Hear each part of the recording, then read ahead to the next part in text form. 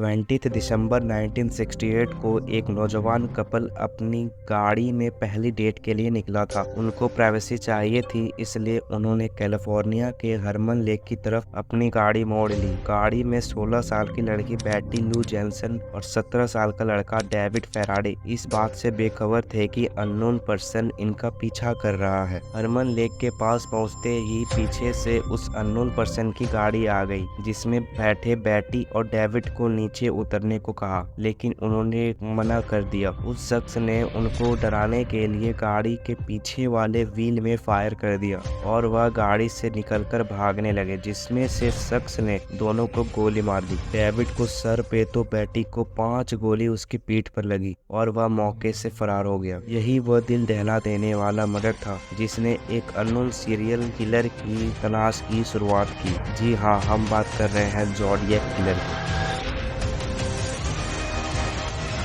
1960-70 दशक के दौरान अपने हमले से पूरे सैन फ्रांसिस्को को डरा रखा था। वार और पुलिस को लेटर भेजता था, खुद मर्डर करके खुद को फंसाता था और उनको सुलझने के लिए पहेलियां भी भेजता था। 2 मर्डर करने के बाद 6 महीने तक बैठा रहा, लेकिन फिर दोबारा से नमूदार हुआ 2 और मर्डर केस के साथ। 4 जुलाई 1969 अमेरिका का इंडिपेंडेंस मनाने का दिन था। 18 साल की डैर्लिन फेराली, 16 साल का माइकल गाड़ी से पटाखे लेने निकले थे। उन्होंने नोटिस किया कि कोई अजनबी गाड़ी उनका पीछा कर रहा है। गाड़ी को धोखा देने के लिए उन्होंने ब्लू रॉक स्प्रिंग में अपनी गाड़ी पार्क कर ली। पीछा करता अजनबी भी उनके पीछे करने लगा और वो भी पार्किंग में पार्क हो गया। गाड़ी में से एक शख्स निकला, उसके पास पावरफुल फ्लैश लाइट थी तो उसने डार्लिन और माइकल के मुंह पर मारी। पहले तो उन्हें लगा कोई पुलिस वाला होगा, लेकिन ऐसा नहीं था। लेकिन इसके बाद उन्होंने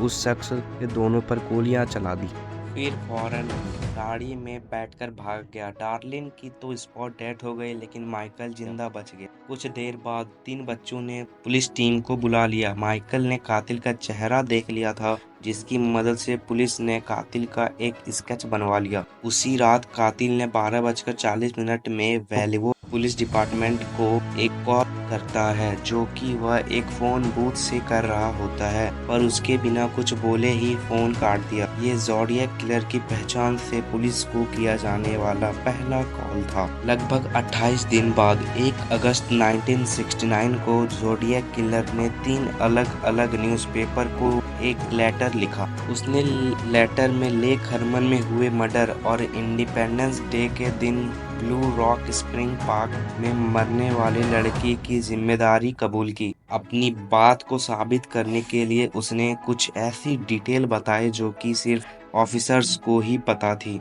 जैसा कि कौन सी बुलेट फायर की थी, कितनी गोलियां लगी और वे सब कौन से कपड़े पहने थे। ज़ोडिएक किलर ने लेटर के साथ एक इनकोडेड मैसेज भी भेजा था और उसने डिमांड की कि ये साइफर अगले दिन न्यूज़पेपर के फ्रंट पेज पर छप जाना चाहिए, वरना वो फिर मर्डर के लिए निकल जाएगा।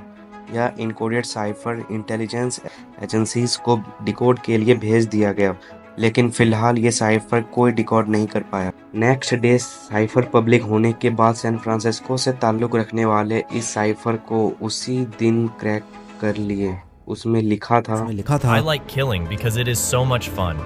It is more fun than killing wild game in the forest because man is the most dangerous animal of all to kill. Cipher में ये भी लिखा था कि वह आफ्टर लाइफ में बिलीव करता है। जो लोग वो मार रहा है, मरने के बाद वाली जिंदगी में उसके गुलाम बनेंगे। न्यूज़पेपर को लिखे लेटर में 2 महीने तक खामोशी रही, पर ज़ोडिएक किलर एक बार फिर से नए केस के साथ फिर आया। 27 सितंबर 1969 को एक कॉलेज का कपल पिकनिक मनाने के लिए बेरियासा लेक के किनारे पर मौजूद था। ब्रायन हार्टनेस 20 साल का, सिसिलिया सेप हज 22 साल की।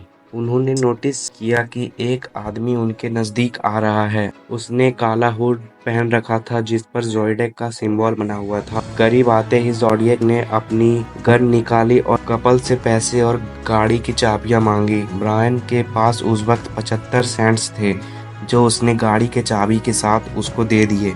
इतने में उसके ब्रायन को गाड़ी की चाबी वापस दे दी और बंदूक के जोर पर उन दोनों के हाथ रस्सी से बांध दिए। फिर उसने अपना चाकू निकाला और दोनों पर कई वार किए।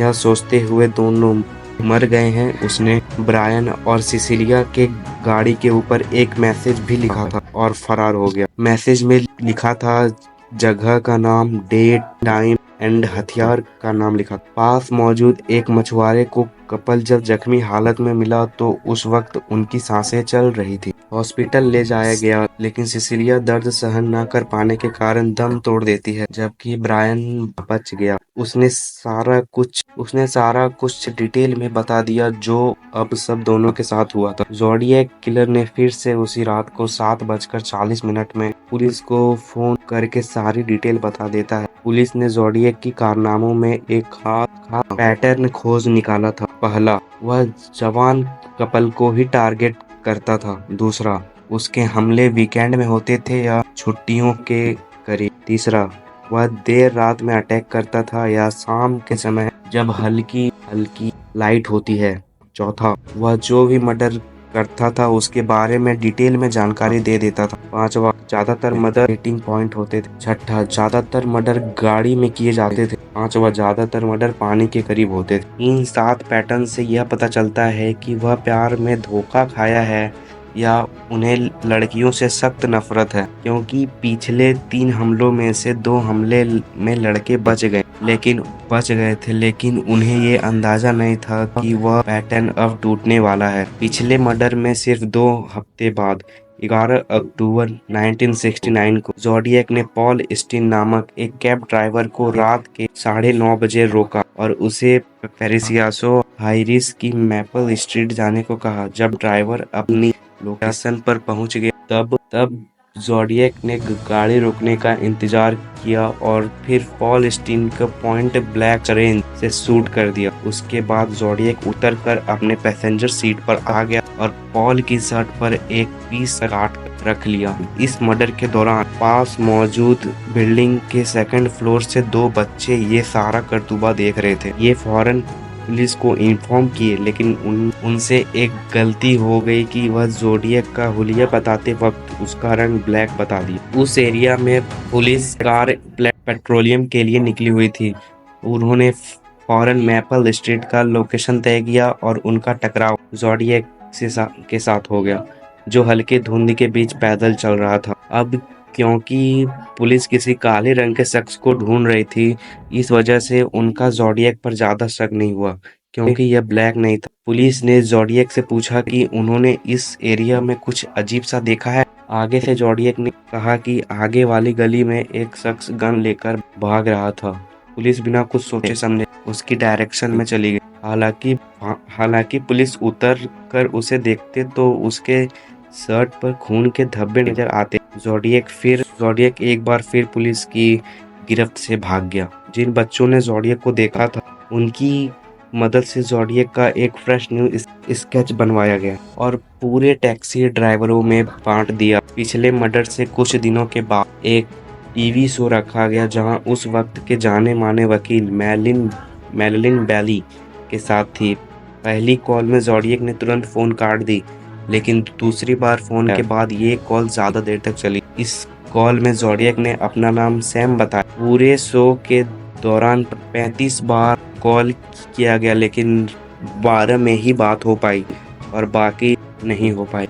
बाद में मालूम पड़ा कि ये ज़ोडिएक किलर नहीं था। जिन लोगों ने ज़ोडिएक की असल आवाज सुन रखी थी उन सब ने इसे ज़ोडिएक मानने से इनकार कर दिया। यह कॉल नेपाल स्टेशन हॉस्पिटल में मौजूद किसी मेंटल पेशेंट ने की। टीवी शो के दौरान कुछ हफ्तों बाद न्यूज़पेपर वालों ने 2 और लेटर रिसीव की। इन लेटर के बीच एक इनकोडेड साइफर था। पहला साइफर एक दिन में डिकोड हो गया था, लेकिन इस वाला साइफर काफी हार्ड था, जो अगले 50 सालों तक डिकोड नहीं हो सका। 4 साल पहले 5 दिसंबर 2020 3 कोड ब्रेकर्स ने कंप्यूटर सॉफ्टवेयर की हेल्प से इस साइफर को डिकोड किया। इस साइफर में ज़ोडिएक ने अपने बारे में कुछ नहीं बताया और ना अपने बारे में कुछ इम्पोर्टेंट मैसेज दिया। इस केस को बहुत ज्यादा अटेंशन मिली। ज़ोडिएक किलर की असली चेहरा अभी तक मिस्ट्री बना हुआ है। यह ज़ोडिएक कौन था, इतने सारे लोगों को क्यों मारा और